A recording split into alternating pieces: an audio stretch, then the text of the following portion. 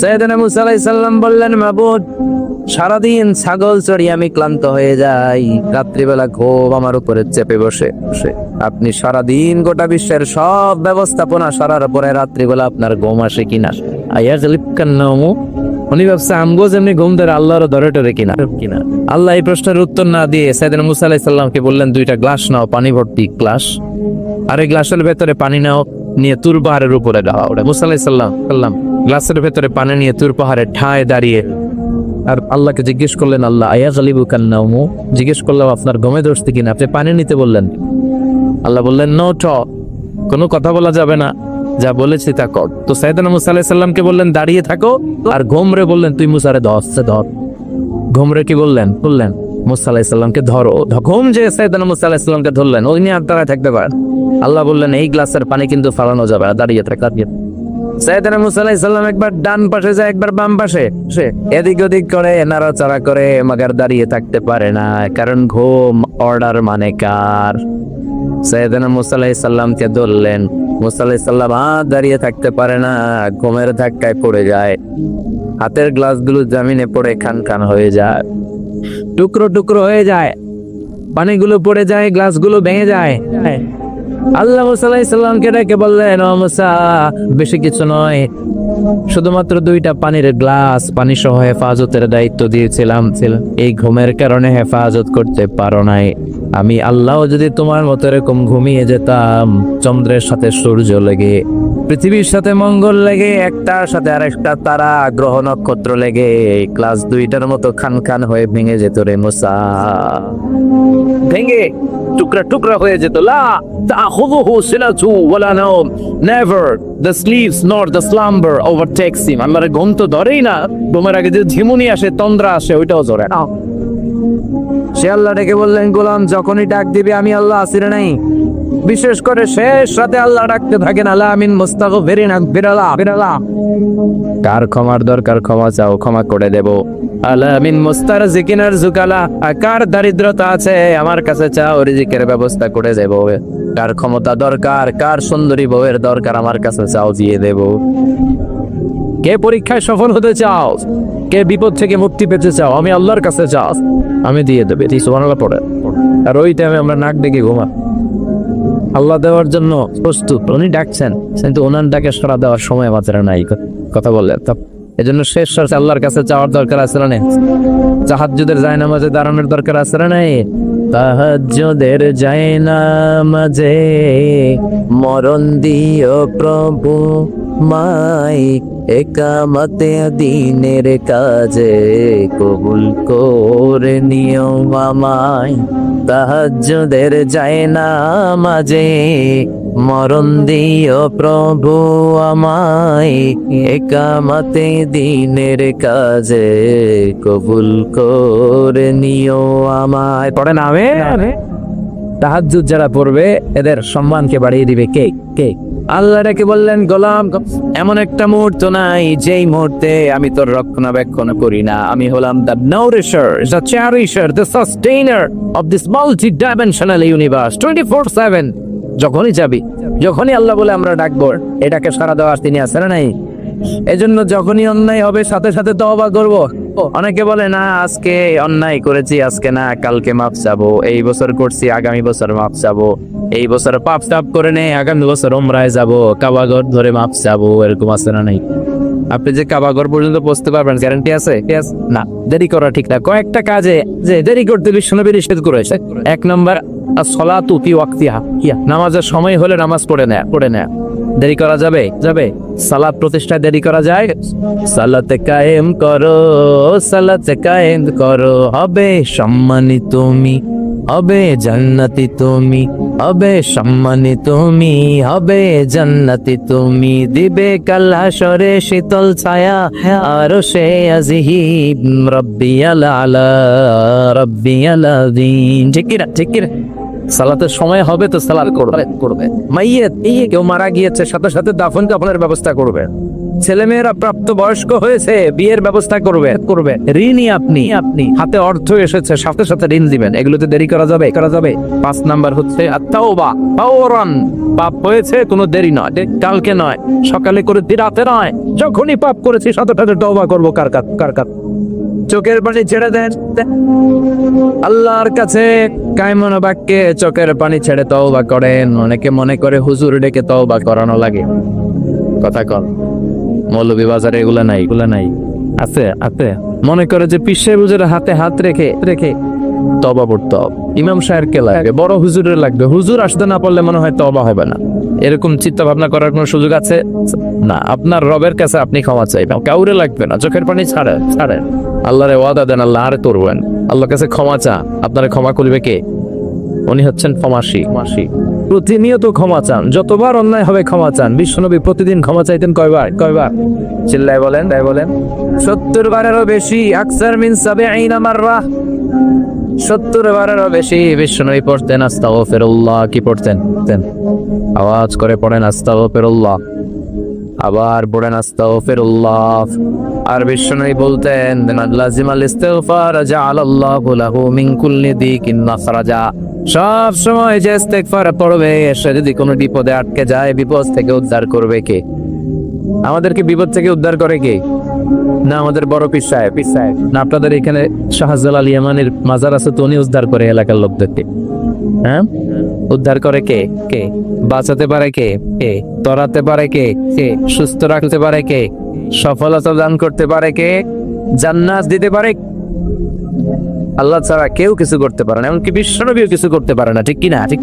বিশ্বনবীর কাছে চাওয়া যায় না, কারণ বিশ্বনবী নিজেও চাইতেন কার কাছে? বিপদে আপদে সব সময় আমরা একটা সত্তার কাছে চাই। চিল্লায় বলেন তিনি কে? এজন্য বিশ্বনবী বলতেন যারা এই সব সময় ইস্তিগফারের সাথে লেগে থাকবে, তারা প্রথমত আল্লাহর কাছে বিপদ থেকে মুক্তি পেয়ে যাবে। বিপদে বললেই মুক্তি। মান লাজিমাল ইস্তিগফার জাআলাল্লাহু লাহু মিন কুল্লি দিকিন মাখরাজা ওয়া মিন কুল্লি হাম্মিন ফারাজা। আর আপনাকে দুশ্চিন্তা মুক্ত করে দিবে কে? এগুলো হচ্ছে ফাদাইলুল ইস্তিগফারের ফজিলত। বিপদে পড়বেন, আপনার বিপদ মুক্ত করে দিবে, টেনশন মুক্ত করে দিবে। আমাদের সমাজে টেনশন আছে না নাই? মৌলভী বাজারে মাশাআল্লাহ এগুলা নাই।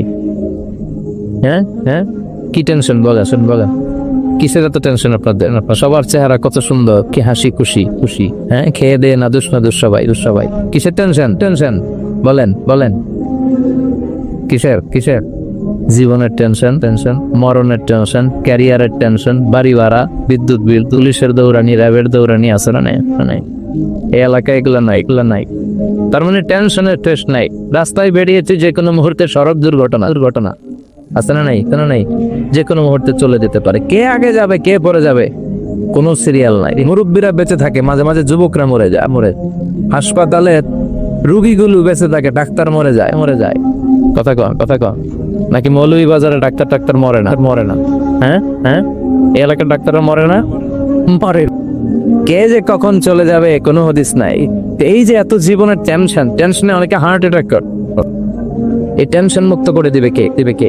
যদি সবসময় ইস্তিগফার পড়েন, বিপদ মুক্ত করবে আল্লাহ, টেনশন মুক্ত করবে। ওয়ায়ারযুকহু মিন হাইসু লা ইয়াহতাসিব, এমন জায়গা থেকে আল্লাহ রিজিকের ব্যবস্থা করে দিবেন যেটা আপনি কল্পনাও করতে পারেন না। সুবহানাল্লাহ পড়বেন না?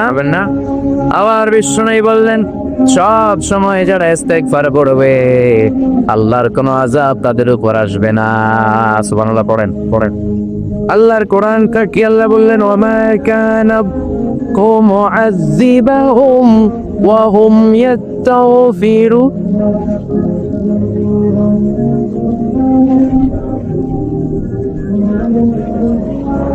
যতক্ষণ আমার বান্দাগুলো, আমার গোলামগুলো আমার কাছে ক্ষমা চাইতে থাকবে, আমার বান্দার উপরে আমার কোনো আযাব পতিত হবে না। সুবহানাল্লাহ পড়ে। সবসময় আযাব মুক্ত থাকবেন, বিপদ মুক্ত থাকবেন, কিন্তু শর্ত হচ্ছে সবসময় কি করতে হবে? 5 নম্বর ইস্তিগফারের ফজিলত হচ্ছে বেশি বেশি ইস্তিগফার পড়লে আল্লাহ তাআলা আপনাকে মুস্তাজাবুদ দাওয়া বানায় দিবে। মুস্তাজাবুদ দাওয়া মানে এমন ব্যক্তি আপনি হয়ে যাবেন, আপনি হাত তুলতে দেরি, ওই দোয়া কবুল হতে দেরি হবে। সুবহানাল্লাহ পড়বেন না? মুস্তাজাবুদ দাওয়া হতে মন যায় কার মনে চায়? সবার মনে চায়। আচ্ছা,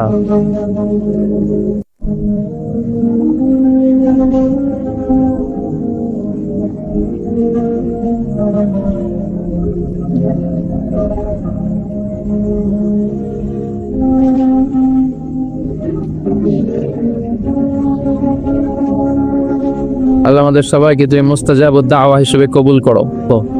আপনারা ইমাম আহমদ ইবনে হাম্বলের নাম শুনেছেন? অনেক বড় মুহাদ্দিস ছিলেন, হাম্বলি মাযহাবের অনেক বড় ইমাম। উনি একক হাদিসের গ্রন্থ হিসেবে পৃথিবীর সবচাইতে বড় হাদিসের কম্পাইলেশনটা নিজে করেছেন, মুসনাদ আহমদ ইবনে হাম্বল। 40,000-এর মতো হাদিস আছে ওই কিতাবে। তিনি তার শেষ জীবনটা সফর করে করে দেশ থেকে দেশান্তরে ছুটি বেড়ি তিনি হাদিস সংগ্রহের কাজে এক সফরে বেরিয়েছেন, লম্বা সফরে, ওনার জীবনী থেকে নেয়া। ওই লম্বা সফরে প্রচন্ড শীতের রাতে উনি এক মসজিদে আর যান, এত কুয়াশা, এত ঠান্ডা, এত স্নো পড়ছে। উনি ভাবলেন এক কাজ করি এই মসজিদটাতে রাতে আমি ঘুমিয়ে পড়ি, ফজর বাদ আমি সফরে বেরোবো, আবার নতুন উদ্যমে হাদিস সংগ্রহের কাজে আমি বেরিয়ে পড়ি।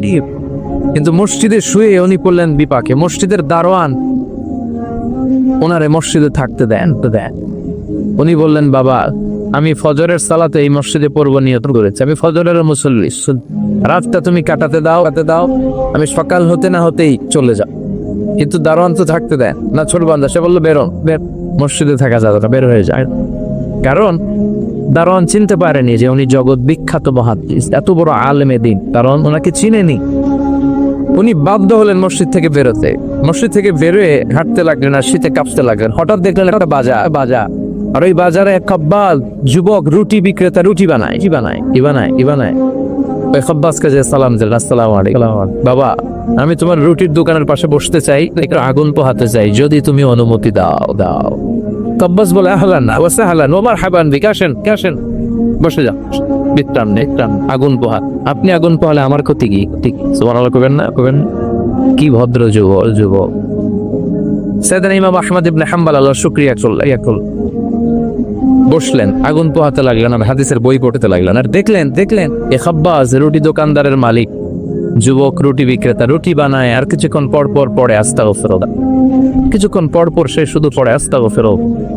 রুটি বানায় পড়ে আস্তাগফিরুল্লাহ, খামির বানায় পড়ে আস্তাগফিরুল্লাহ, চুলার মধ্যে রুটি ঢুকিয়ে দেয় আর পড়ে আস্তাগফিরুল্লাহ, শুধু আস্তাগফিরুল্লাহ। কেউ রুটি কিনতে আসলে তাকে রুটি দেয় আর পড়ে টাকা নিয়ে ক্যাশ বক্সে রাখে আর কি পড়ে শুধু এটাই। ইমাম আহমদ ইবনে হাম্বল কৌতূহলবশত জিজ্ঞেস করলেন, ইয়া শাইখ দাইমান তাকরাউনা আস্তাগফিরুল্লাহ। এই যুবক ঘটনা কি? আসার পর থেকে খালি দেখতেছি আস্তাগফিরুল্লাহ। কেন? যুবক বলে, ইস্তেগফার বেশি পড়ার কারণে আমি জীবনে অনেক কিছু কি পেয়েছো? জাআলানিল্লাহু তাআলা মুস্তাজাবাদ দাওয়া। এই দোয়ার বরকতে আমার আল্লাহ আমারে মুস্তাজাবাদ দাওয়া বানিয়ে দিয়েছে। আমি যা চাই তাই পাই, যা দোয়া করি তাই কব। সুবহানাল্লাহ কবেন না? ইমাম আহমদ ইবনে হাম্বল তো অবাক, বলে কি এই ছেলে, আমি এত বড় মুহাদ্দিস, আমিও তো মুস্তাজাবুদ দাওয়া নই, আমিও তো না, কি করে সে মুস্তাজাবুদ দাওয়া হলো? আরো কৌতূহল নিয়ে জিজ্ঞেস করলেন, আনতা মুস্তাজাবুদ দাওয়া? তুমি মুস্তাজাবুদ দাওয়া? ওয়া কাইফা যালিক? কিভাবে এটা সম্ভব? কেমন করে হলে?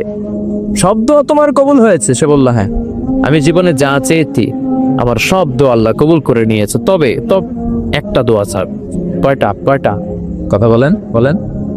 এবার ওনার কৌতূহল আরো বেড়ে গেল। সব দোয়া কবুল হয়েছে, আবার একটা কবুল হয় না, এটা কেমন? উনি কৌতূহল নিয়ে জিজ্ঞেস করলেন, ইয়া সাপ আইয়ু দুআইন যালিকা? ওটা কোন দোয়া যে দোয়া এখনো তোমার কবুল হয় না?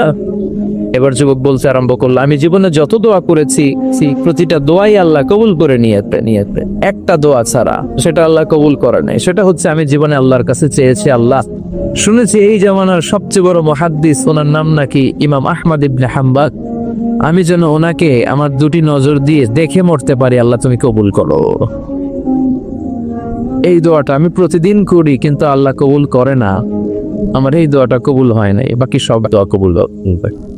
ইমাম আহমদ ইবনে হাম্বল আর ধৈর্য ধারণ করতে পারলেন না, চোখের পানি ছেড়ে দিলেন। আর যুবককে বললেন, ইয়া সাহেব, তোমার এই দোয়াটাও কবুল হয়েছে,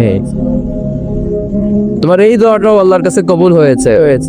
আনা আহমদ ইবনে হাম্বল, আমি সেই আহমদ ইবনে হাম্বল মুহাদ্দিসুদ দাহর। আমার সাথে দেখা করার জন্য আল্লাহ আমার দরবারে তোমারে পাঠায় নাই, আমারে তোমার দরবারে নিয়ে আমি আহমদ ইবনে হাম্বল মুহাদ্দিসুদ দাহার দাহার এ যুগের সবচেয়ে বড় মুহাদ্দিস, আমি সেই ব্যক্তি। এবার যুবক আর ধৈর্য ধারণ করতে পারে না, চিৎকার দিয়ে আল্লাহর শুকর আদায় করে সাইয়েদনা ইমাম আহমদ ইবনে হানিবালকে জড়িয়ে ধরে, হাতে হাত রেখে মুসাফা করে, কপালে চুমু খায় আর বলে, ইমাম আপনি ঠিকই বলেছেন, আজকের এই গভীর রজনীতে আমার এই দোয়াটাও আল্লাহ কবুল করে নিল। মুস্তাজাবুদ দাওয়া। সবসময় যদি এভাবে ইস্তেগফারের ফলে লেগে থাকা যায়, ইস্তেগফারের আমলটা যদি করা যায়, এখানকার যারা আছেন এদের মধ্যে অনেকে মুস্তাজাবুদ দাওয়া হয়েছে। মুস্তাজাবুদ দাওয়ার কিছু শর্ত আছে। হালাল ঢুকাইতে হবে ভিতরে, ভিতরে কি ঢুকাইতে হবে? হারাম দিয়ে যদি লা ইয়াদখুলুল জান্নাতা জাসাদুন গুযিয়া বিহারাম, হারাম খেয়ে নাদুস নুদুস হয়ে পুষ্ট হয়ে যে দেহটা বড় হয়, ওই দেহ কশিন কালো জান্নাতে ঢুকবে না। ইন্নাল্লাহা তাইয়্যিব লা ইয়াকবালু ইল্লা তাইয়্যিবা। আবার আল্লাহ পবিত্র, আল্লাহ পবিত্র ছাড়া কোনো কিছু কবুল করেন। আপনি হারাম টাকা দিয়ে 10 কোটি টাকা দিয়ে মৌলভীবাজারের সবচাইতে আই ক্যাচিং একটা মসজিদ বানিয়েছেন, আল্লাহর কাছে এটার কোনো দাম নাই। কথা কন। আর আপনি মসজিদের নির্মাণ কাজে আপনার পকেটের টাকা নাই, বাজার করে যাচ্ছিলেন, 5 টাকার একটা খুচরা নোট দান করেছেন, এটার মর্যাদা আল্লাহর কাছে বেশি, কারণ এটা হালাল উপার্জন দিয়ে দান করেছেন। আর হারাম উপার্জন থেকে 10 কোটি টাকার মসজিদ বানালো আপনার আমল নয়, কিছুই যুক্ত হবে না। চিল্লা এখন ঠিক। এজন্য সবসময় হালাল খাইতে রাজি আছেন তো প্রিয় ভাইয়েরা? খেয়াল রাখবেন, এটা বরকতময় হালাল, এটা কল্যাণকর হালাল, এটা পবিত্র হালাল, এটা স্বাস্থ্যকর হালাল, যেটা এটা পরিবেশ বান্ধব। সুবহানাল্লাহ পড়া। এজন্য আমরা সব সময় জীবনের প্রতিটি অঙ্গনে হালাল মেনটেন করি। কি মেনটেন? আমরা এই হালাল হারামেও ভাগ করি। কি করি? অনেক লোক আছে, এই লোকের যদি আপনি শুকরের গোশত ভাইজা দেন, সরকারি চাকরিজীবী বাংলাদেশের মুসলমান ভাই শুকরের গোশত খাবে? কথা কন। কেন খায় না? কারণ এটা যেই লোক যা হারাম হওয়ার কারণে শুকরের গোশত খায় না, ও কিন্তু টেবিলের নিচ দিয়ে ঠিকই হারাম ঘুষ লক্ষ লক্ষ টাকা রিসিভ করে। চিল্লা এখন ঠিক কিনা? তার মানে হারামের মধ্যে ভাগ করে ফেলাইছি আমরা। সুবিধাজনক হারাম নেই, হারাম খাই, ওইটাতে আপত্তি নাই, কিন্তু যেটাতে অসুবিধা ওইটার সাথে আমরা নাই। চিল্লা এখন ঠিক কিনা? খাওয়ার ক্ষেত্রে মুসলমানরা হালাল খুঁজে হালাল ফুড খুঁজে, কিন্তু অর্থের ক্ষেত্রে হালালের বাস বিচার করে।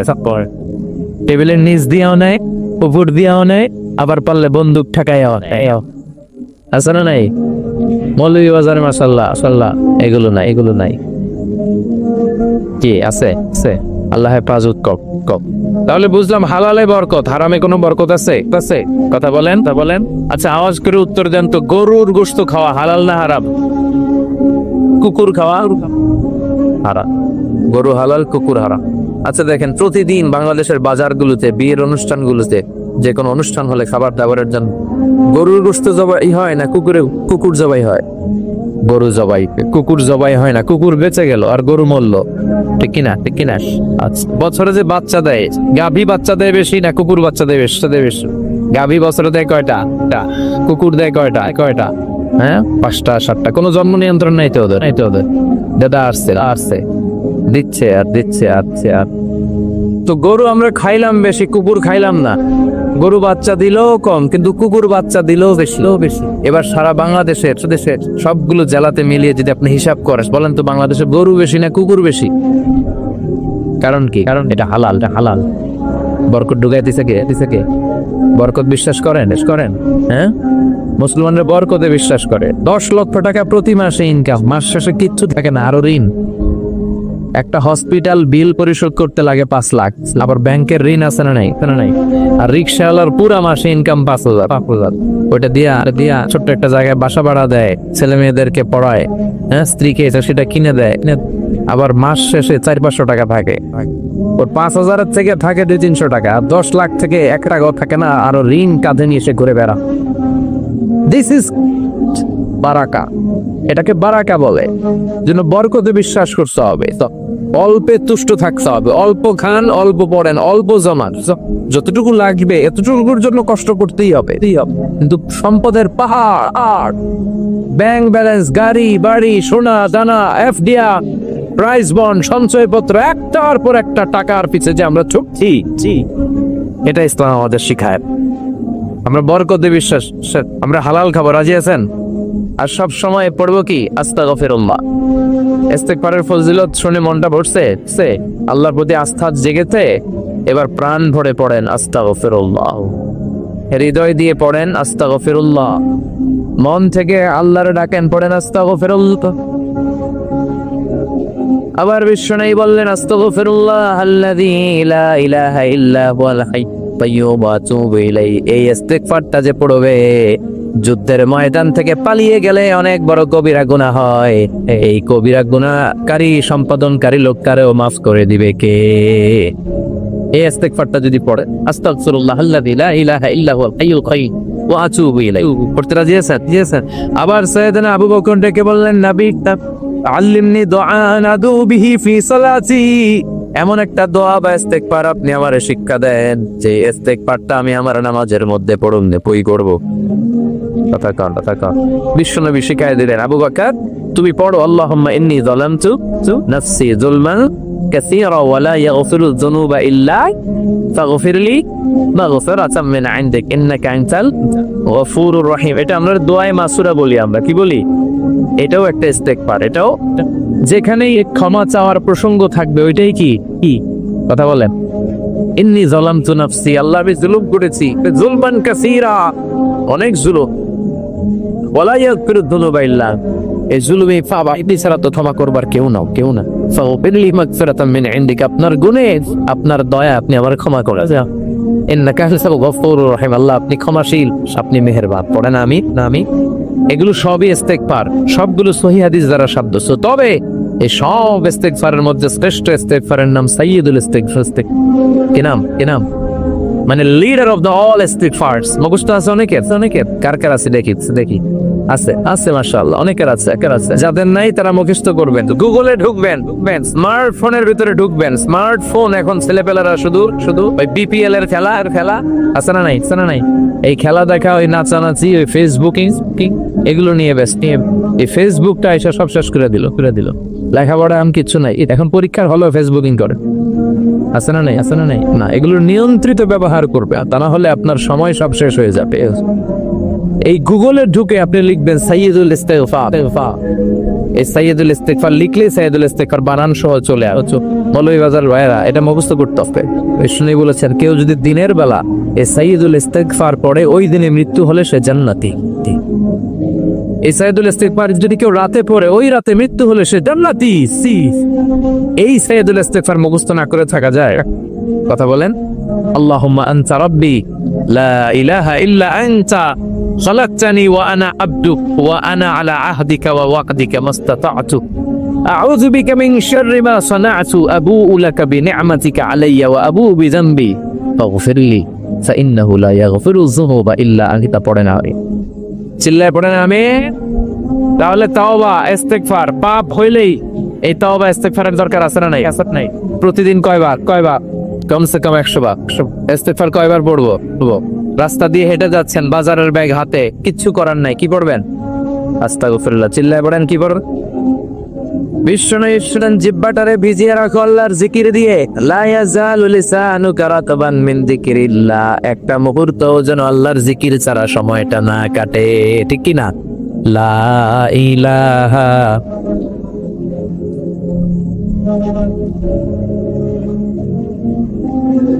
ইল্লাল্লাহু মুহাম্মাদুর রাসূলুল্লাহ সাল্লাল্লাহু আলাইহি ওয়াসাল্লাম।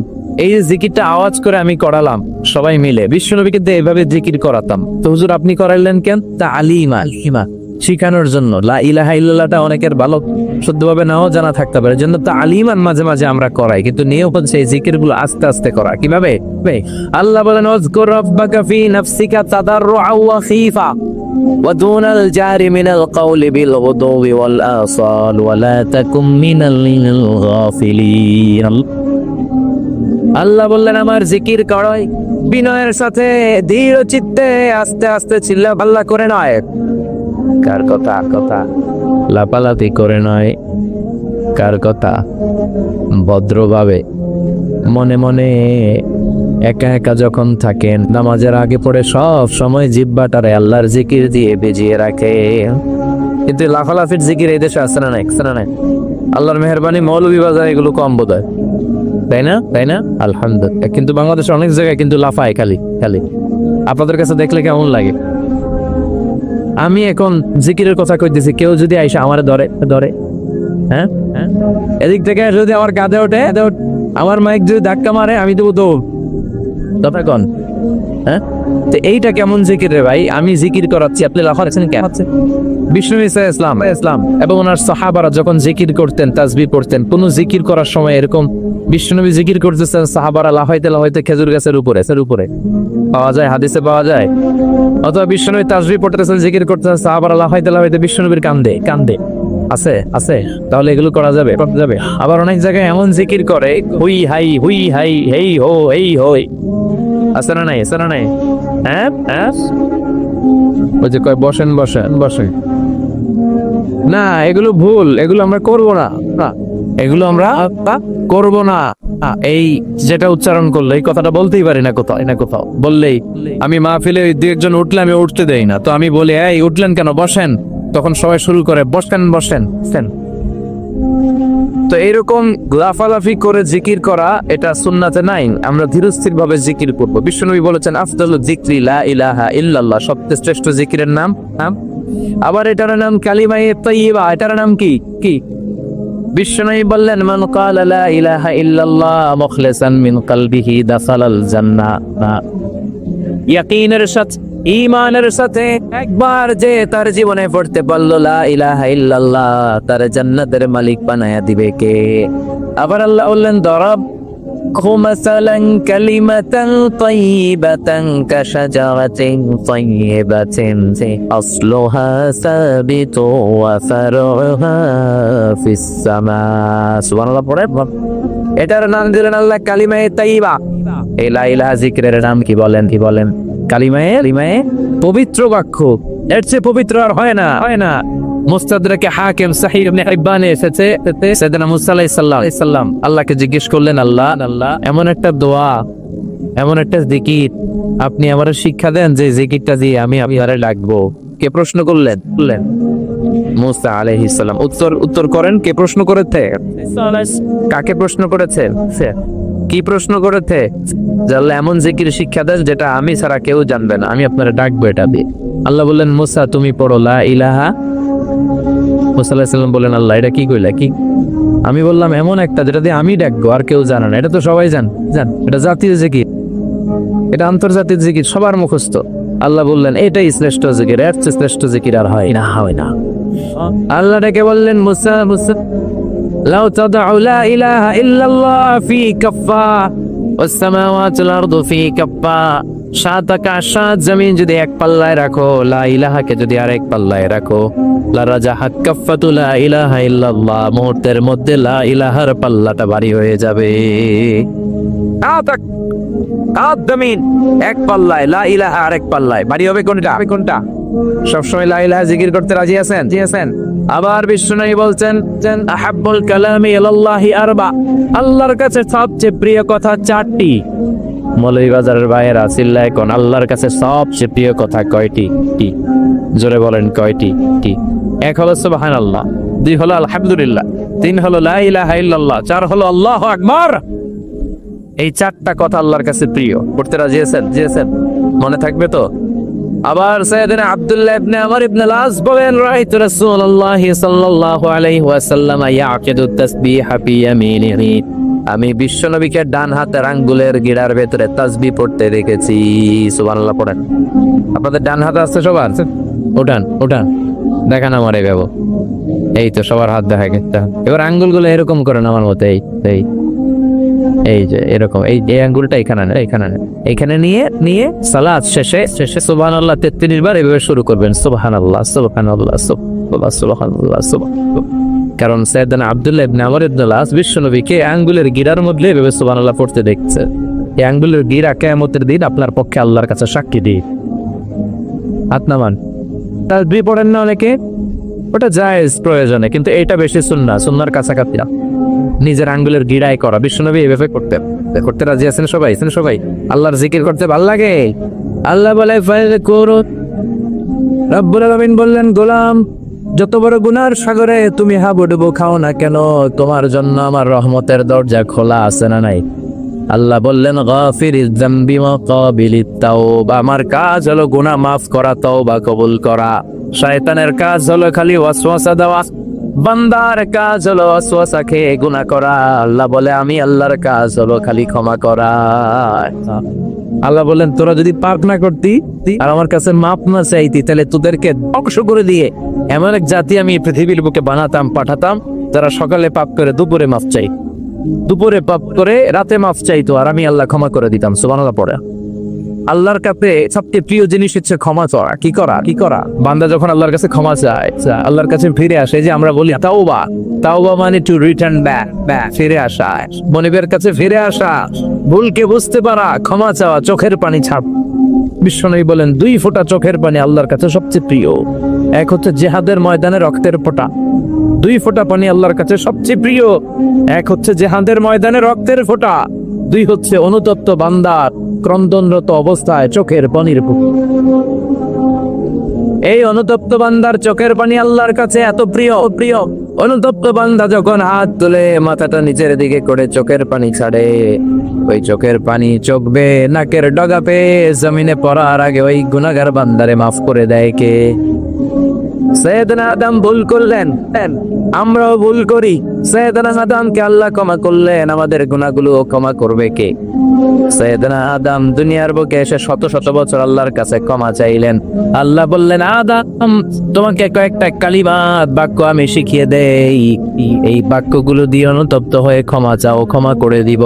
সৈয়দনা আদম পড়তে আরম্ভ করলেন রব্বানা যালামনা আনফুসানা ওয়া ইল্লাম তাগফির লানা ওয়া তারহামনা লানাকুনান্না মিনাল খাসিরিন।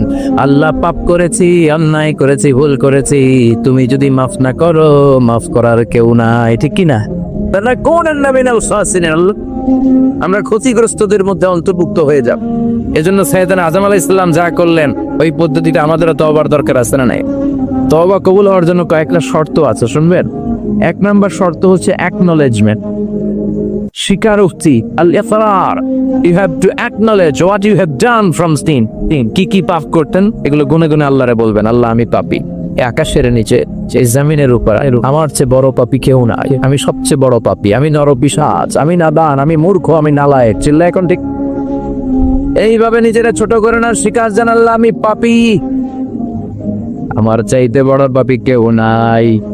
আমরা সবাই পাপী, আমাদের 14 গোষ্ঠী পাপী। জোরে কোন ঠিক কিনা? সবাই পাপী, সব আমরা পাপ করেছি। আল্লাহ আমার চেয়ে বড় পাপী কেউ নাই। এভাবে স্বীকার করেন আল্লাহ আমি এই পাপ পেয়েছি, আমি নামাজ, আমি মিথ্যা সাক্ষী দিয়েছি, প্রতিবেশীর উপর জুলুম করেছি, অন্যায় করেছি, খারাপ আচরণ করেছি। একটার পর একটা স্বীকার জান, এগুলো স্বীকার গেলে খুশি হয় কে? 2 নাম্বার শর্ত নাদামা, অনুতপ্ত হওয়া, repentant. You have to be repentant what you have done from sin. আপনি অনুতপ্ত হন, আপনি চোখের পানি ছাড়েন, আপনি নত হন, আর আল্লাহরে বলেন আল্লাহ আমি অনুতপ্ত, আর জীবনে করব না। 3 নাম্বার শর্ত হচ্ছে stop what you have done from sin. যে পাপগুলো করেছেন এটা এখনই বন্ধ করেন। অনেকে কয় না এগুলা কইরা যাই, পরে কদরের রাত্রে মাফসাম আছে না নাই? ও যে কদর পাবে কোনো গ্যারান্টি আছে? কথা বলেন। আরে কদর তো অনেক দূরে, আরো একদিন যে বাঁচবো কোনো গ্যারান্টি? কথা কন। শ্বাস যেটা ভেতরে ঢুকালাম, ব্রেথ ইন, এই ব্রেথ আউট, শ্বাসটা বের করতে পারবো কোনো গ্যারান্টি আছে? লা ইস্তাকিরুনা সাআতা ওয়া লা ইস্তাকদিমুন, 1 সেকেন্ড আগেও আর না 1 সেকেন্ড পরেও আসে না, সেটার নাম হচ্ছে মরণ। চিল্লায় বলেন ঠিক কিনা? ঠিক। তার মানে আপনাকে থেমে যেতে হবে। থামেন, অনেক হয়েছে, আর না, stop. What you have done from sins, থামেন, থেমে যা, আর করবেন। 4 নাম্বার হচ্ছে to hate what you have done, যা আপনি করেছেন এটা মন থেকে ঘৃণা করেন। সুদ খেয়েছেন, অনুতপ্ত হয়েছেন, স্বীকার করেছেন, থেমেছেন, এবার এটার ঘৃণা করেন অন্তর থেকে, মন দিয়ে ঘৃণা কর। 5 নাম্বার শর্ত হচ্ছে to determine that you never repeat this sin in your life again. আপনি আল্লাহরে ওয়াদা দেন, কমিটমেন্ট দেন, আর বলেন আল্লাহ আমার জীবনে পারত পক্ষে এই কাজ আমি আর করব।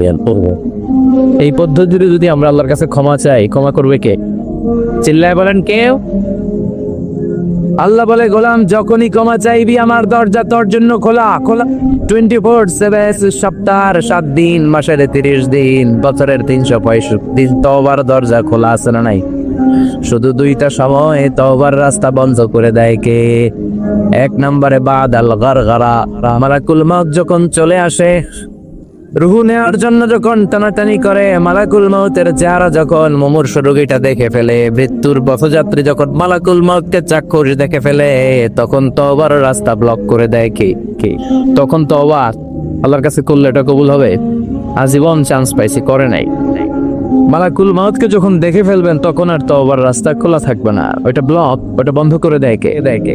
ফেরাউনও যখন মালাকুল মউতকে দেখছে আর লোহিত সাগরে ডুবতে ডুবতে যখন পানি খেয়েছে, পানি খাইতে খাইতে ফেরাউনের পেটটা এত বড় হয়ে গেছে, তখন ফেরাউন হাত তুলে বলে আনা মিনাল মুসলিম, কয় আমি মুসলমান। দেখছেন কত ভালো মানুষ?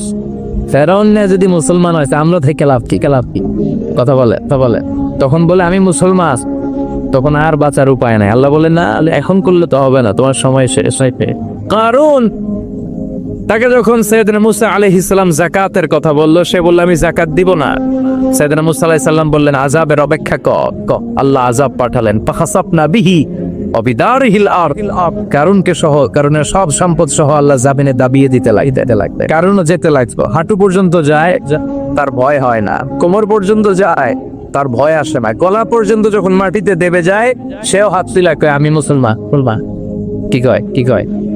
একই সিস্টেম, ফেরাউনের সিস্টেম, আমি মুসলমান। মুসা আমার যত সম্পদ তোরে আর তোর আল্লাহরে দিয়ে দিলাম, আমারে বাঁচা। এতক্ষণ যাকাতই দেন, এখন সব দিয়া ফেলায়। কত বড় টাকা। তার মানে একেবারে ফাইনাল স্টেজে যখন আপনি পৌঁছে যাবেন, তখন যদি আল্লাহর কাছে ক্ষমা চান কোনো লাভ হবে? কথা কন। এই মালাকুল মউত আসার আগ পর্যন্ত যদি তওবা করতে পারেন, ওই তওবা কবুল করে নেবে কে? 2 নাম্বার যে সময়টাতে তওবা কবুল হয় না, ইনদামা তাতলু'উ শামসু মিন মাগরিবিহা, প্রতিদিন সকালবেলা পূর্ব দিক থেকে সূর্য ওঠে, পশ্চিম দিকে ডোবে। কিয়ামতের আগ দিয়ে সূর্য পূর্ব দিক থেকে না উঠে পশ্চিম দিক থেকে ওঠা শুরু করে দিবে। যেদিন সূর্য পশ্চিম দিক থেকে উঠবে ওই দিন থেকে তওবার রাস্তা বন্ধ করে দিবে কে? এর আগ পর্যন্ত আল্লাহর কাছে যদি তওবা করি, ওই তওবা কবুল করবে কে? আল্লাহর উপর ভরসা আছে? হ্যাঁ, মৌলভীবাজারের ভাইয়েরা সব মৌলভী মানুষ, হ্যাঁ, আল্লাহর উপর ভরসা হয়, আল্লাহরে মায়া লাগে, আল্লাহরে ভালো লাগে, আল্লাহর যে ভালো লাগে এটাও করতে পারে না, কষ্ট হয়, জিও কিছু একজন আল্লাহরে ভালো লাগে ঠিক না? সবাই বলেন জি নিচে, আল্লাহরে ভালো লাগে জিও। তাহলে আল্লাহর একটা ডাক দেন, বলেন আল্লাহ। প্রাণ থেকে ডাক দেন, বলেন আল্লাহ। হৃদয় থেকে ডাকেন, বলেন আল্লাহ। আল্লাহর সাথে যতক্ষণ বান্দার সম্পর্ক থাকবে ততক্ষণ আল্লাহর পক্ষ থেকে স্পেশাল মার্সি, ব্লেসিংস, রহমত আছে না নাই? চিল্লায় বলেন আছে না নাই? আল্লাহ রেখে বললেন গোলাম যখনই ডাকবি তখনই আমি সাড়া দেই। আল্লাহ এমন এক আল্লাহ মাঝরাতে উঠে চোখের পানি ছেড়ে যদি আল্লাহরে ডাকেন, আল্লাহ আছে না নাই? আপনিও ঘুমান, আপনার আল্লাহও যদি ঘুমায়, তাহলে আপনি যখন ঘুম থেকে জেগে আল্লাহরে ডাকবেন, আল্লাহ ডাকে সাড়া দিতে পারবে না, ঠিক কিনা? কিন্তু এই জন্য আল্লাহ ঘুমায়নি, আমরা ঘুমিয়ে পড়ি, আল্লাহ ঘুমায় না। কারণ উনি যদি ঘুমিয়ে যায়, আমার যদি ঘুম ভেঙে যায়, আমার কিছু লাগলে দিবে কে? উনি ছাড়া দেওয়ার কেউ নাই। সাইয়েদনা মুসা আলাইহিস সালাম আবার একটা প্রশ্ন করতেন, আল্লাহ আয়াগলিবুকান নাওম, আপনাকে ঘুমে ধরে? সুবহানাল্লাহ কইবেন না? এই পৃথিবীতে মুসা আলাইহিস সালাম আল্লাহকে প্রায় এরকম অবাক করা প্রশ্ন করেছেন। আল্লাহকে জিজ্ঞেস করলেন, আল্লাহ সারাদিন আমি ছাগল চড়াই। মুসা আলাইহিস সালাম কি চড়াতেন? আপনারা ছাগল চড়াননি? হ্যাঁ, ছাগল চড়ান না? ছাগল চড়ানো সুন্নাহ, পারলে চড়াবেন। সহিহ বুখারীর বর্ণনা, মা মিন নাবিয়্যিন ইল্লা রাআল গানাম, এই পৃথিবীতে এমন কোন নবী নাই যে নবী ছাগল চড়ায় নাই। সুবহানাল্লাহ পড়ে। সাহাবারা বললেন, ইয়া রাসূলুল্লাহ আপনিও ছাগল চড়িয়েছেন? বিষ্ণু বললেন, হ্যাঁ আমিও তো মক্কার লোকদের ছাগল চড়িয়ে দিয়েছি অল্প কিছু পয়সার বিনিময়ে। আল্লাহু আকবার। সাইয়েদনা মুসা আলাইহিস সালাম বললেন, মাবুদ সারাদিন ছাগল চড়িয়ে আমি ক্লান্ত হয়ে যাই, রাত্রিবেলা ঘুম আমার উপরে চেপে বসে। আপনি সারাদিন গোটা বিশ্বের সব ব্যবস্থাপনা সারার পরে রাত্রিবেলা আপনার ঘুম আসে কিনা? উনি ভাবছে আমগো যেমনি ঘুম ধরে আল্লাহর ধরে টরে কিনা। আল্লাহ এই প্রশ্নের উত্তর না দিয়ে সাইয়েদনা মুসা আলাইহিস সালামকে বললেন, 2টা গ্লাস নাও, পানি ভর্তি গ্লাস, আর এই গ্লাসের ভেতরে পানি নাও, নিয়ে তুর পাহাড়ের উপরে দাঁড়াও। মুসা আলাইহিস সালাম গ্লাসের ভেতরে পানি নিয়ে তুর পাহাড়ের ঠায় দাঁড়িয়ে আর আল্লাহকে জিজ্ঞেস করলেন, আল্লাহ আয়া গালিবু কান্নাউমু, জিজ্ঞেস করলাম আপনার দমে ধরছে কিনা, আপনি পানি নিতে বললেন। আল্লাহ বললেন, নো ট, কোনো কথা বলা যাবে না, যা বলেছি তা কর। তো সাইয়েদনা মুসা আলাইহিস সালামকে বললেন দাঁড়িয়ে থাকো, আর ঘুমরে বললেন তুই মুসারে দাও। ঘুমরে কি বললেন মুসা আলাইহিস সালামকে ধরো। ঘুম যে সাইয়েদনা মুসা আলাইহিস সালামকে ধরলেন, ওই নিয়ে আর দাঁড়ায় থাকতে পারে। আল্লাহ বললেন এই গ্লাসের পানি কিন্তু ফালানো যাবে না, দাঁড়িয়ে থাক। সাইয়েদনা মুসা আলাইহিস সালাম একবার ডান পাশে যায়, একবার বাম পাশে, সে এদিক ওদিক করে, নাড়াচাড়া করে, মাগার দাঁড়িয়ে থাকতে পারে না, কারণ ঘুম অর্ডার মানে কার। সাইয়েদনা মুসা আলাইহিস সালামকে ধরলেন, মুসা আলাইহিস সালাম আর দাঁড়িয়ে থাকতে পারে না, ঘুমের ধাক্কায় পড়ে যায়, হাতের গ্লাসগুলো জমিনে পড়ে খান খান হয়ে যায়, টুকরো টুকরো হয়ে যায়, পানিগুলো পড়ে যায়, গ্লাসগুলো ভেঙে যায়। আল্লাহ মুসা আলাইহিস সালামকে ডেকে বললেন, ও মুসা, বেশি কিছু নয়, শুধুমাত্র 2টা পানির গ্লাস, পানি সহ হেফাজতের দায়িত্ব দিয়েছিলাম, এই ঘুমের কারণে হেফাজত করতে পারো নাই। আমি আল্লাহ যদি তোমার মতো এরকম ঘুমিয়ে যেতাম, চন্দ্রের সাথে সূর্য লেগে, পৃথিবীর সাথে মঙ্গল লেগে, একটার সাথে আরেকটা তারা, গ্রহ নক্ষত্র লেগে, ক্লাস 2টার মতো খান খান হয়ে ভেঙে যেত রে মুসা, ভেঙে টুকরা টুকরা হয়ে যেত। লা তাখুযুহু সিনাতু ওয়ালা নাওম, never the sleeps nor the slumber overtakes him. আল্লাহর ঘুম তো ধরেই না, ঘুমের আগে যে ধিমুনি আসে, তন্দ্রা আসে, ওইটাও তো। সে আল্লাহ ডেকে বললেন, গোলাম যখনই ডাক দিবে আমি আল্লাহ তীরে নাই। বিশেষ করে শেষ সাথে আল্লাহ ডাকতে থাকেন, আলা মিন মুস্তাগফিরিন ফিরালা। কার ক্ষমার দরকার ক্ষমা চাও, ক্ষমা করে দেব। আলা মিন মুস্তারজিকিন আরজুকালা, কার দারিদ্রতা আছে আমার কাছে চাও, রিজিকের ব্যবস্থা করে দেব। কার ক্ষমতা দরকার, কার সুন্দরী বউয়ের দরকার, আমার কাছে চাও, দিয়ে দেব। কে পরীক্ষায় সফল হতে চাও, কে বিপদ থেকে মুক্তি পেতে চাও, আমি আল্লাহর কাছে চাও, আমি দিয়ে দেবে। দি সুবহানাল্লাহ পড়ে। আর ওই টাইমে আমরা নাক ডেকে ঘুমাই, আল্লাহ দেওয়ার জন্য প্রস্তুত, উনি ডাকছেন, কিন্তু ওনার ডাকে সাড়া দেওয়ার সময় আমাদের নাই। কথা বলে তো এই জন্য শেষ সাথে আল্লাহর কাছে চাওয়ার দরকার আছে না? আছে। তাহাজ্জুদের জায়নামাজে দাঁড়ানোর দরকার আছে না? নাই। তাহাজ্জুদের জায়নামাজে মরণ দিও প্রভু আমায়, একামতে দিনের কাজে কবুল করে নিও আমায়।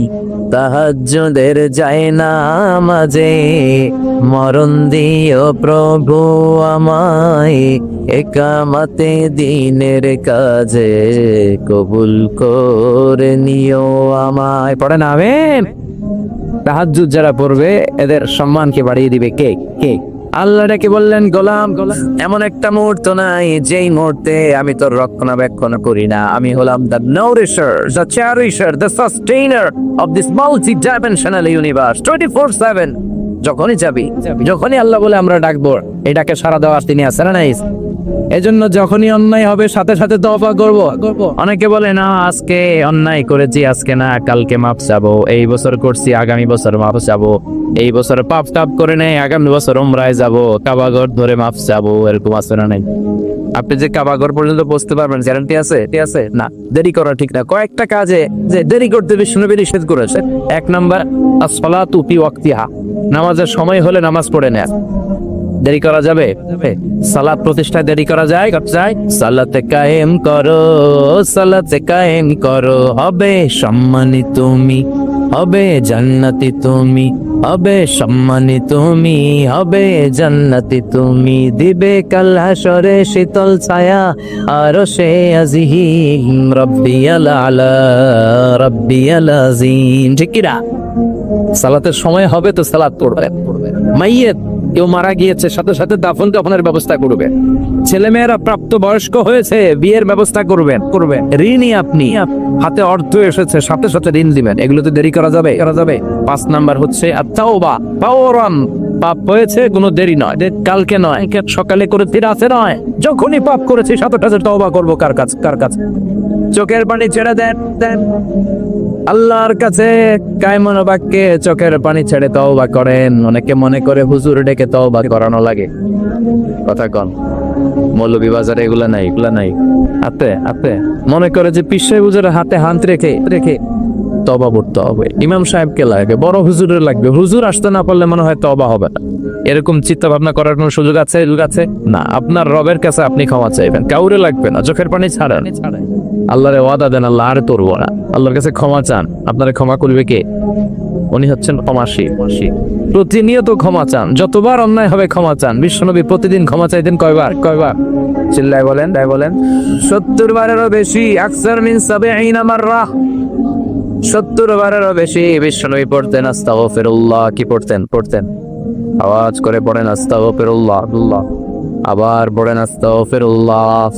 আর বিশ্বনবী বলতেন মান লাজিমাল ইস্তিগফার জাআলাল্লাহু লাহু মিন কুল্লি দিকিন মাখরাজা। সব সময় যে ইস্তিগফার পড়বে, সে যদি কোনো বিপদে আটকে যায়, বিপদ থেকে উদ্ধার করবে কে? আমাদেরকে বিপদ থেকে উদ্ধার করে কে? না আমাদের বড় পীর সাহেব, না আপনাদের এখানে শাহজালাল ইয়ামানির মাজার আছে, তো উনি উদ্ধার করে এলাকার লোক থেকে। হ্যাঁ, উদ্ধার করে কে? বাঁচাতে পারে কে? তরাতে পারে কে? সুস্থ রাখতে পারে কে? সফলতা দান করতে পারে, জান্নাত দিতে পারে। আল্লাহ ছাড়া কেউ কিছু করতে পারে না, এমনকি বিশ্বনবীও কিছু করতে পারে না, ঠিক কি না? ঠিক। বিশ্বনবীর কাছেও চাওয়া যায় না, কারণ বিশ্বনবী নিজেও চাইতেন কার কাছে? আর বিপদে আপদে সুসময় আমরা একটা সত্তার কাছে চাই। চিল্লায় বলেন তিনি কে? এজন্য বিশ্বনবী বলতেন যারা এই সব সময় ইস্তিগফারের সাথে লেগে থাকবে, তারা প্রথমত আল্লাহর কাছে বিপদ থেকে মুক্তি পেয়ে যাবে। যা বিপদে বললেই মুক্তি। মান লাজিমাল ইস্তিগফার জাআলাল্লাহু লাহু মিন কুল্লি দিকিন মাখরাজ ওয়া মিন কুল্লি হাম্মিন ফারাজা। আর আপনাকে দুশ্চিন্তা মুক্ত করে দিবে কে? এগুলো হচ্ছে ফাদাইলুল ইস্তিগফার, ইস্তিগফারের ফজিলত। বিপদে পড়বেন, আপনার বিপদ মুক্ত করে দিবে, টেনশন মুক্ত করে দিবে। আমাদের সমাজে টেনশন আছে না নাই? মৌলভী বাজারে মাশাআল্লাহ এগুলা নাই। হ্যাঁ, কি টেনশন বলে? কিসের এত টেনশন আপনাদের? সবার চেহারা কত সুন্দর, কি হাসি খুশি। হ্যাঁ, খেয়ে দে নাদুস সবাই। কিসের টেনশন? বলেন কিসের? জীবনের টেনশন, মরণের টেনশন, ক্যারিয়ারের টেনশন, বাড়ি ভাড়া, বিদ্যুৎ বিল, পুলিশের দৌড়ানি, র্যাবের দৌড়ানি আছে না নাই? এই এলাকায় এগুলো নাই। তার মানে টেনশনের শেষ নাই। রাস্তায় বেরিয়েছি, যে কোনো মুহূর্তে সড়ক দুর্ঘটনা আছে না নাই? যে কোনো মুহূর্তে চলে যেতে পারে। কে আগে যাবে, কে পরে যাবে, কোনো সিরিয়াল নাই। মুরব্বীরা বেঁচে থাকে, মাঝে মাঝে যুবকরা মরে যায়। হাসপাতালে রুগীগুলো বেঁচে থাকে, ডাক্তার মরে যায়। কথা কন। নাকি মৌলভী বাজারে ডাক্তার মরে না? হ্যাঁ, এই এলাকার ডাক্তাররা মরে না? মরে। কে যে কখন চলে যাবে কোনো হদিস নাই। এই যে এত জীবনের টেনশনে অনেকে হার্ট অ্যাটাক করে। এই টেনশন মুক্ত করে দিবে কে? যদি সবসময় ইস্তিগফার পড়েন, বিপদ মুক্ত করবে আল্লাহ, টেনশন মুক্ত করবে। ওয়ারযুকু মিন হাইসু লা ইয়াহতাসিব, এমন জায়গা থেকে আল্লাহ রিজিকের ব্যবস্থা করে দিবেন যেটা আপনি কল্পনাও করতে পারেন না। সুবহানাল্লাহ পড়বেন না? আবার বিশ্বনবী বললেন সব সময় যারা ইস্তিগফার পড়বে, আল্লাহর কোনো আযাব তাদের উপর আসবে না। সুবহানাল্লাহ পড়েন। আল্লাহর কোরআন কি আল্লাহ বললেন? ওয়ামা কানা আল্লাহু মুআযযিবাহুম ওয়া হুম ইয়াসতাগফির।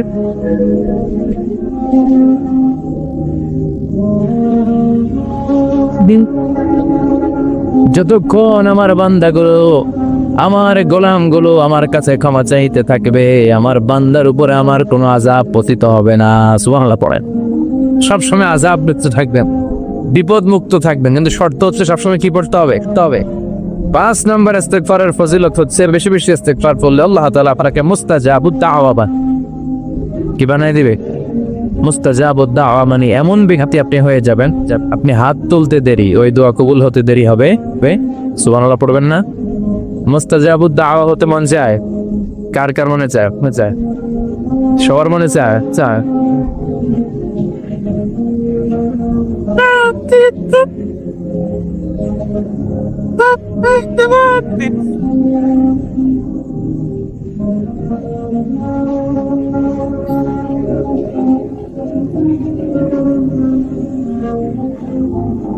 আল্লাহ আমাদের সবাইকে তুমি মুস্তাজাবুদ দাওয়া হিসেবে কবুল করো।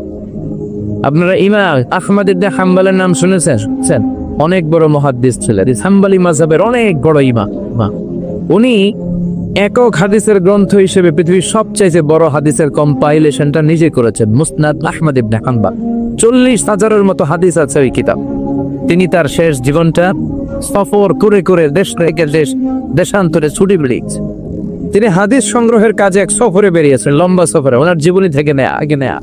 ওই লম্বা সফরে প্রচন্ড শীতের রাতে উনি এক মসজিদে আসছেন। এত কুয়াশা, এত ঠান্ডা, এত স্নো পড়ছে।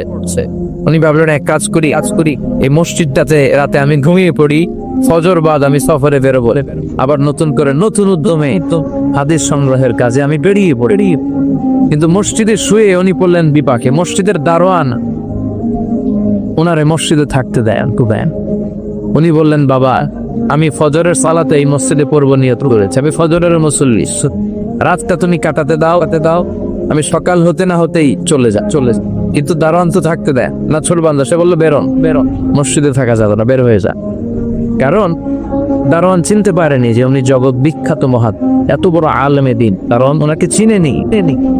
উনি বাধ্য হলেন মসজিদ থেকে বেরোতে। মসজিদ থেকে বেরোয় হাঁটতে লাগলেন আর শীতে কাঁপতে লাগলেন। হঠাৎ দেখলেন একটা বাজার, আর ওই বাজারে খাব্বাজ যুবক রুটি বিক্রেতা রুটি বানায়। কি বানায়? ওই খাব্বাজকে যে সালাম দিলেন, আসসালামু আলাইকুম, বাবা আমি তোমার রুটির দোকানের পাশে বসতে চাই, একটু আগুন পোহাতে চাই, যদি তুমি অনুমতি দাও। খাব্বাজ বলে, আহলান ওয়া সাহলান ওয়া মারহাবান বিক, আসেন বসে যা, বিস্তান আগুন পোহাক। আপনি আগুন পোহালে আমার ক্ষতি কি? সুবহানাল্লাহ কবেন না? কি ভদ্র যুবক। সাইয়েদনা ইমাম আহমদ ইবনে হাম্বল আল্লাহর শুকরিয়া করলেন, বসলেন, আগুন পোহাতে লাগলেন আর হাদিসের বই পড়তে লাগলেন। আর দেখলেন এ খাব্বাজ রুটি দোকানদারের মালিক, যুবক রুটি বিক্রেতা, রুটি বানায় আর কিছুক্ষণ পর পড়ে আস্তাগফিরুল্লাহ। কিছুক্ষণ পর সে শুধু পড়ে আস্তাগফিরুল্লাহ। রুটি বানায় পড়ে আস্তাগফিরুল্লাহ, খামির বানায় পড়ে আস্তাগফিরুল্লাহ, চুলার মধ্যে রুটি ঢুকিয়ে দেয় আর পড়ে আস্তাগফিরুল্লাহ, শুধু আস্তাগফিরুল্লাহ। কেউ রুটি কিনতে আসলে তাকে রুটি দেয় আর পড়ে টাকা নিয়ে ক্যাশ বক্সে রাখে আর কি পড়ে শুধু এটাই। ইমাম আহমদ ইবনে হাম্বল কৌতূহল বশত জিজ্ঞেস করলেন, ইয়া শাব মালাক দাইমান তাকরাউনা আস্তাগফিরুল্লাহ, এই যুবক ঘটনা কি? আসার পর থেকে খালি দেখেছি আস্তাগফিরুল্লাহ, কেন? যুবক বলে, ইস্তেগফার বেশি পড়ার কারণে আমি জীবনে অনেক কিছু কি পেয়েছো? জাআলানিল্লাহু তাআলা মুস্তাজাবাদ দাওয়া, এই দোয়ার বরকতে আমার আল্লাহ আমারে মুস্তাজাবুদ দাওয়া বানিয়ে দিয়েছে। আমি যা চাই তাই ভাই, যা দোয়া করি তাই কবো। সুবহানাল্লাহ কবেন না? ইমাম আহমদ ইবনে হাম্বল তো অবাক, বলে কি এই ছেলে, আমি এত বড় মুহাদ্দিস, আমিও তো মুস্তাজাবুদ দাওয়া নই, আমিও তো না, কি করে সে মুস্তাজাবুদ দাওয়া হলো? আরো কৌতূহল নিয়ে জিজ্ঞেস করলেন, আনতা মুস্তাজাবুদ দাওয়া, তুমি মুস্তাজাবুদ দাওয়া, ওয়া কাইফা যালিক, কিভাবে এটা সম্ভব, কেমন করে হলে?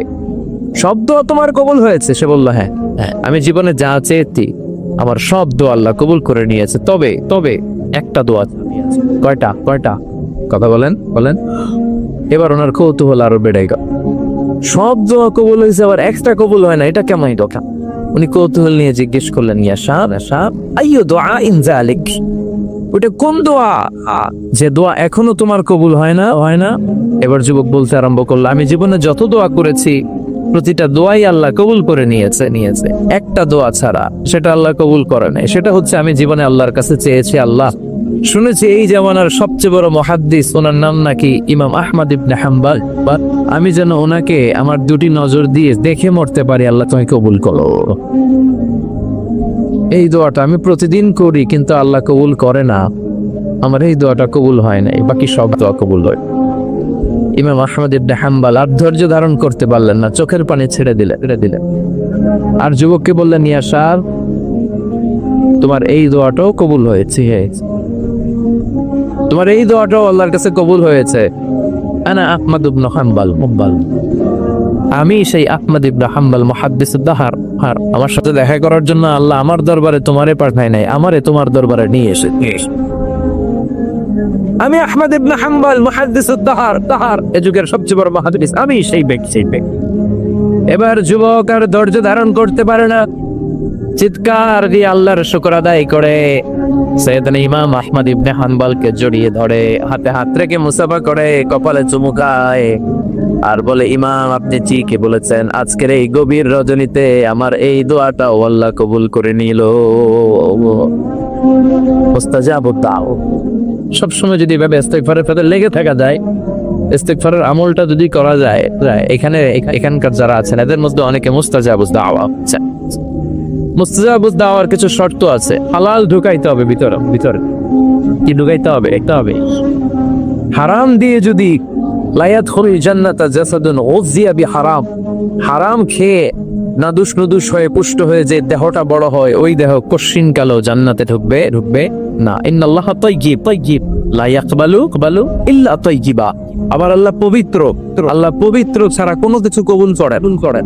আপনি হারাম টাকা দিয়ে 10 কোটি টাকা দিয়ে মৌলভীবাজারের সবচাইতে আই ক্যাচিং একটা মসজিদ বানিয়েছেন, আল্লাহর কাছে এটার কোনো দাম নাই। কথা কম। আর আপনি মসজিদের নির্মাণ কাজে আপনার পকেটে টাকা নাই, বাজার করে যাচ্ছিলেন, 5 টাকার একটা খুচরা নোট দান করেছেন, এটার মর্যাদা আল্লাহর কাছে বেহতর, কারণ এটা হালাল উপার্জন দিয়ে দান করেছেন। আর হারাম উপার্জন থেকে 10 কোটি টাকার মসজিদ বানালো আপনার আমলনামায় কিছুই যুক্ত হবে না। চিল্লায় এখন ঠিক। এজন্য সবসময় হালাল খাইতে রাজি আছেন তো প্রিয় ভাইয়েরা? খেয়াল রাখবেন, হালাল এটা বরকতময়, হালাল এটা কল্যাণকর, হালাল এটা পবিত্র, হালাল এটা স্বাস্থ্যকর, হালাল যেটা এটা পরিবেশ বান্ধব। সুবহানাল্লাহ পড়া। এজন্য আমরা সব সময় জীবনের প্রতিটি অঙ্গনে হালাল মেনটেন করবো। কি মেনটেন? আমরা এই হালাল হারামেও ভাগ করি। কি করি? অনেক লোক আছে কাছে, এই লোকের যদি আপনি শুকরের গোশত ভাইজা দেন, সরকারি চাকরিজীবী বাংলাদেশের মুসলমান ভাই শুকরের গোশত খাবে কথা কন। কেন খায় না? কারণ এটা যেই লোক যা হারাম হওয়ার কারণে শুকরের গোশত খায় না, ও কিন্তু টেবিলের নিচ দিয়ে ঠিকই হারাম ঘুষ লক্ষ টাকা রিসিভ করে। চিল্লায় এখন ঠিক কিনা? তার মানে হারামের মধ্যে ভাগ করে ফেলাইছি আমরা। সুবিধাজনক হারাম নেই, হারাম খাই, ওইটাতে আপত্তি নাই, কিন্তু যেটাতে অসুবিধা ওইটার সাথে আমরা নাই। চিল্লায় এখন ঠিক কিনা? খাওয়ার ক্ষেত্রে মুসলমানরা হালাল খুঁজে হালাল ফুড খুঁজে, কিন্তু অর্থের ক্ষেত্রে হালালের বাস বিচার করে। টেবিলের নিচ দিয়েও নেয়, উপর দিয়েও নেয়, আবার পারলে বন্দুক ঠেকাইয়াও নেয়। আছে না নাই? মৌলভীবাজারে মাশাআল্লাহ এগুলো নাই। কি আছে? আল্লাহ হেফাজত কর। তাহলে বুঝলাম হালালে বরকত, হারামে কোনো বরকত আছে? কথা বলেন। আচ্ছা আওয়াজ করে উত্তর দেন তো, গরুর গোশত খাওয়া হালাল না হারাম? কুকুর খাওয়া হারাম। গরু হালাল, কুকুর হারাম। আচ্ছা দেখেন, প্রতিদিন বাংলাদেশের বাজারগুলোতে, বিয়ের অনুষ্ঠানগুলোতে, যে কোনো অনুষ্ঠান হলে খাবার দাবারের জন্য গরুর গোশত জবাই হয় না কুকুর জবাই হয়? গরু জবাই, কুকুর জবাই হয় না। কুকুর বেঁচে গেল আর গরু মরল। ঠিক কিনা? বছরে যে বাচ্চা দেয়, গাভী বাচ্চা দেয় বেশি না কুকুর বাচ্চা দেয় বেশি? গাভী বছরে দেয় কয়টা? কুকুর দেয় কয়টা? হ্যাঁ, 5টা 7টা। কোনো জন্ম নিয়ন্ত্রণ নাই তো ওদের। দাদা আসতে দিচ্ছে আর তো গরু আমরা খাইলাম বেশি, কুকুর খাইলাম না। গরু বাচ্চা দিলেও কম, কিন্তু কুকুর বাচ্চা দিলেও বেশি। এবার সারা বাংলাদেশের সবগুলো জেলাতে মিলিয়ে যদি আপনি হিসাব করেন, বলেন তো বাংলাদেশে গরু বেশি না কুকুর বেশি? কারণ কি? কারণ এটা হালাল। বরকত ঢুকাই দিছে কে? বরকত বিশ্বাস করেন? হ্যাঁ, মুসলমানরা বরকতে বিশ্বাস করে। 10 লক্ষ টাকা প্রতি মাসে ইনকাম, মাস শেষে কিচ্ছু থাকে না, আরো ঋণ। একটা হসপিটাল বিল পরিশোধ করতে লাগে 5 লাখ, আবার ব্যাংকের ঋণ আছে না? আর রিক্সাওয়ালার পুরা মাসে ইনকাম 5,000।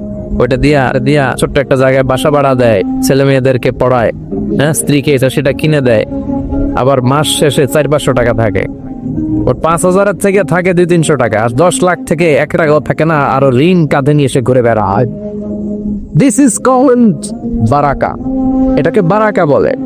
জন্য বরকতে বিশ্বাস করতে হবে, অল্পে তুষ্ট থাকতে হবে, অল্প খান, অল্প পড়েন, অল্প জমা, যতটুকু লাগবে এতটুকুর জন্য কষ্ট করতেই হবে। কিন্তু সম্পদের পাহাড়, ব্যাংক ব্যালেন্স, গাড়ি বাড়ি, সোনা দানা, এফডিআর, প্রাইজ বন্ড, সঞ্চয়পত্র, একটার পর একটা টাকার পিছে যে আমরা ছুটছি, এটা ইসলাম আমাদের শিখায়। আমরা বরকতে বিশ্বাস, আমরা হালাল খাবো। রাজি আছেন? আর সব সময় পড়বো কি? আস্তাগফিরুল্লাহ। ইস্তেগফারের ফজিলত শুনে মনটা ভরছে, আল্লাহর প্রতি আস্থা জেগেছে। এবার প্রাণ ভরে পড়েন আস্তাগফিরুল্লাহ, হৃদয় দিয়ে পড়েন আস্তাগফিরুল্লাহ, মন থেকে আল্লাহরে ডাকেন, পড়েন আস্তাগফিরুল্লাহ। আবার বিশ্বনবী বললেন আস্তাগফিরুল্লাহ আল্লাযী লা ইলাহা ইল্লা হুয়াল হাইয়ুল কাইয়্যুম ওয়া আতুবু ইলাইহি। এই ইস্তেগফারটা যে পড়বে যুদ্ধের ময়দান থেকে পালিয়ে গেলে অনেক বড় কবিরা গুনাহ হয়। এই কবিরা গুনাহকারী সম্পাদনকারী লোকটারেও মাফ করে দিবে কে?